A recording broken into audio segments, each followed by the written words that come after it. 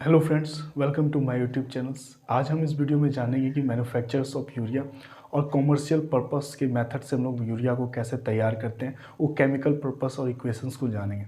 जैसे कि आप इस वीडियो में पहले ही थंबनेल पे देख चुके हैं कि जो फर्स्ट ईयर के स्टूडेंट्स हैं वो भी इस वीडियो को देख सकते हैं, और जो जो फर्स्ट ईयर के स्टूडेंट्स नहीं है, जो केमिस्ट्री से कोई लेना देना नहीं, वो लोग भी इस वीडियो को देख सकते हैं। उसे भी समझ में आ जाएगा कि यूरिया एक्चुअल में होता क्या है।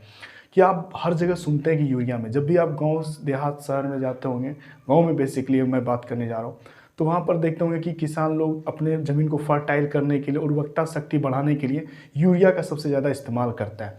तो सही भी है, यूरिया का सबसे ज़्यादा इस्तेमाल कहाँ होता है? 90% फर्टिलाइजर्स के लिए यूज़ किया जाता है पूरे कंट्री में, है ना, या ऑल ऑफ द वर्ल्ड जिसको बोलते हैं, जहाँ पर भी खेती होती है। तो सबसे बड़ी बात ये आती है कि फर्टिलाइजर्स मतलब यूरिया, यूरिया कैसे तैयार किया जाता है। यानी फर्टिलाइजर्स तो और भी तरीके से, लेकिन यूरिया खास है। तो यूरिया कैसे तैयार किया जाता है मैन्युफैक्चरर्स में, वो हम लोग जानेंगे सबसे पहले इस वीडियो में। तो आपने ये जान लिया कि यूरिया एक्चुअल में होता है क्या। यूरिया एक फर्टिलाइजर्स का काम करती है, और सबसे ज़्यादा यूरिया जो होता है, पहला तो बात मैं आपको करूं तो जो नोट डाउन करने वाली चीज़ है कि यूरिया का इस्तेमाल हम लोग करते हैं सिर्फ और सिर्फ फर्टिलाइजर्स में, वो जो कि 90% होता है, और 10% आपका मान के चलिए कि आप अदर्स केमिकल्स चीज़ में आप करते हैं। ठीक है। दूसरी बात कि अगर इसका फॉर्मूला पे हम जाएं कि फॉर्मूला क्या होता है यूरिया का, सबसे इम्पॉर्टेंट है कि जैसे एक फॉर्मूला होता है, आप ऐसे भी करके आप लिख सकते हैं। ठीक है। NH2 C double bond O और NH2, और नहीं तो आपको एक्चुअल में फॉर्मूला क्या है याद रखना है, CO NH2 और फिर होल 2। अब देखिए कि इसमें जो इस फॉर्मूला में सबसे ज़्यादा क्या पाया जाता है, नाइट्रोजन पाया जाता है। और नाइट्रोजन क्या होता है, नाइट्रोजन 46.6% नाइट्रोजन पाया जाता है। इसीलिए जो लैंड जो होता है, जो लैंड फर्टाइलिटी का रेट जो बढ़ाता है, वो सिर्फ और सिर्फ कौन बढ़ाता है, नाइट्रोजन बढ़ाता है। इसीलिए यूरिया को क्या बोलते हैं, नाइट्रोजन कंटेनिंग ऑफ यूरिया, यानी नाइट्रोजन कंटेनिंग ऑफ यूरिया कहला जाता है। यानी कि यूरिया में सबसे ज़्यादा क्या पाया जाता है, नाइट्रोजन पाया जाता है। ठीक है। ये तो बात आ गई कि हम इस फॉर्मूला को लिख लिए, इसको हम लोग 46% ऑफ कंटेनिंग नाइट्रोजन कर दिए। दूसरी बात क्या बोलता है कि ये जो है ये क्या होता है, इसीलिए क्या होता है कि आप देखे होंगे कि यूरिया को ये वाइट सॉलिड क्रिस्टल पाया जाता है, जो कि वो क्या होता है कि वाटर में सॉल्युबल होता है। अब हम लोग जहाँ बात करते हैं केमिकल प्रोसेस के द्वारा, जो आपको बुक मतलब एग्जाम के पॉइंट ऑफ व्यू, एग्जाम में आपको लिखना है वो चीज़ें मैं। Hello friends, welcome to again. अब लोग बात करते हैं कि commercial methods for the preparation of urea. Urea को कैसे हम लोग मैन्युफैक्चर में तैयार करते हैं।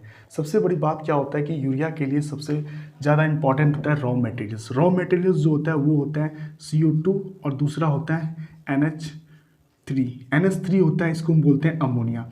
आपको याद होगा कि आप जब क्लास में आप जब पढ़ते होंगे तो अमोनिया को आप, CO2 तो आपको प्राप्त है, लेकिन अमोनिया के लिए निकालने के लिए एक प्रोसेस होता है जिसको बोलते हैं हैवर प्रोसेस।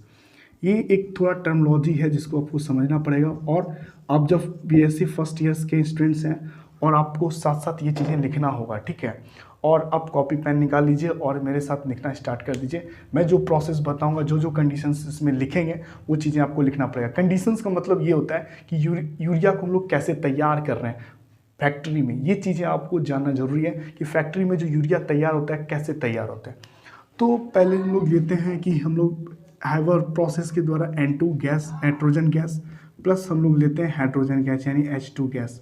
इन दोनों को जब हम लोग कंबाइन करते हैं तो हमको क्या मिलता है, NH3, यानी हमको अमोनिया मिलता है। तो अमोनिया के लिए क्या कहते हैं कि हमको बैलेंस करना है, तो यहाँ पर आप बैलेंस कर दीजिए, पर 3 और यहाँ पर 2, तो ये हमारा क्या हो जाएगा, ये अमोनिया हो जाएगा। अब मेरा क्या हो गया, अमोनिया निकल गया। लेकिन अमोनिया निकालने के लिए आपको 2 चीज़ों का ज़रूरत पड़ेगा। एक तो एक कैटलिस्ट होता है जिसको Fe है ना, आयरन जिसको बोलते हैं, और टेम्परेचर देना पड़ता है 450 डिग्री सेल्सियस का, और 200 ATM का आपको प्रेशराइज करना पड़ता है, जिसके कारण आपको अमोनिया प्राप्त हो जाता है। फिर अमोनिया को लेना है, और अमोनिया को क्या करना है, अमोनिया जब हमारा प्राप्त हो जाता है तो हम फैक्ट्री जाते हैं, और फैक्ट्री में अमोनिया प्लस कार्बन डाइऑक्साइड, ये 2 चीज़ों को, रॉ मटेरियल्स को लेने के बाद, उसके बाद हम लोग क्या करते हैं, हीट करते हैं। जब हीट करते हैं तो हीट करने के बाद क्या होता है कि एक और रिएक्शंस का सामने आता है। वो रिएक्शंस क्या होता है हमारा, जो फाइनली जो ये 2 रिएक्शन है, और फाइनली जो एक प्रोडक्ट मिलता है अमोनियम कार्बोनेट कहते हैं। तो अमोनियम कार्बोनेट का फॉर्मूला क्या है कि आप देखिए N2 है ये, ठीक है, C डबल बॉन्ड O, इधर है O, है ना, ये निगेटिव है, और NH4 आपको ये प्राप्त होता है। ठीक है, इसको हम लोग बोलते हैं, क्या बोलते हैं, अमोनियम कार्बोमेट। इसको हम लोग बोलते हैं अमोनियम कार्बोमेट। इसको आप ऐसे भी लिख सकते हैं, ठीक है, इसको आप ऐसे भी लिख सकते हैं NH2COO लिख सकते हैं। ठीक है, NH2COO, इसको ऐसे भी लिख सकते हैं। अब देखिए, इसको हम लोग ऐसे करके और कंडीशन में लिखे तो यहाँ पर देखिए, अब ये फाइनल चीज़ है कि आप फाइनली प्रोडक्ट अब जो इसके बाद जो रिएक्शन कराएंगे इसके साथ, अब ये फाइनली प्रोडक्ट हमारा क्या दे देगा, यूरिया को दे देगा। तो बस अब फाइनली क्या है हमारा, देखिए NH2 है, C है ना, COO, ठीक है, ये है। अब इसको हम लोग क्या करेंगे, इवेपोरेट करेंगे, है ना, ओरेट करेंगे। अब इसके बाद फाइनली हमारा क्या बन जाएगा, यूरिया दे देगा, यानी क्या हो जाएगा N2। ठीक है, अब देखिए फाइनली जो प्रोडक्ट है हमारा वो क्या है, हमारा यूरिया है, N2। ठीक है, C डबल बॉन्ड O, और ये हमारा N2। क्या बोलते हैं, देखिए इसको हम लोग क्या लिखते हैं, CONH2 और होल 2। ये यूरिया को जब आप एक ग्रेनुलेटर में डालते हैं तो फाइनली हमारा यूरिया क्या होता है, स्टोर हो जाता है। ठीक है, वो एक प्रोसेस है जिसको स्प्रे किया जाता है, फिर नीचे से हॉट एयर दिया जाता है, तो जिसके कारण क्या होता है कि यूरिया फाइनली आपका, जो आप बूंदी बूंदी टाइप का देखते हैं यूरिया को, वो फाइनली आपका तैयार। आप देखें कि बहुत ही सिंपल ईजी था और आप इसको अच्छे से समझ गए होंगे। आई होप मैं ये अंडरस्टैंड कर सकता हूँ, समझ सकता हूँ कि आपको समझ में आ गई होगी। तो प्लीज़, है ना, अपने दोस्तों के साथ भी शेयर कर दीजिए इस वीडियो को। तो फिर हम लोग मिलते हैं नेक्स्ट वीडियो में, तब तक के लिए, है ना, जय हिंद।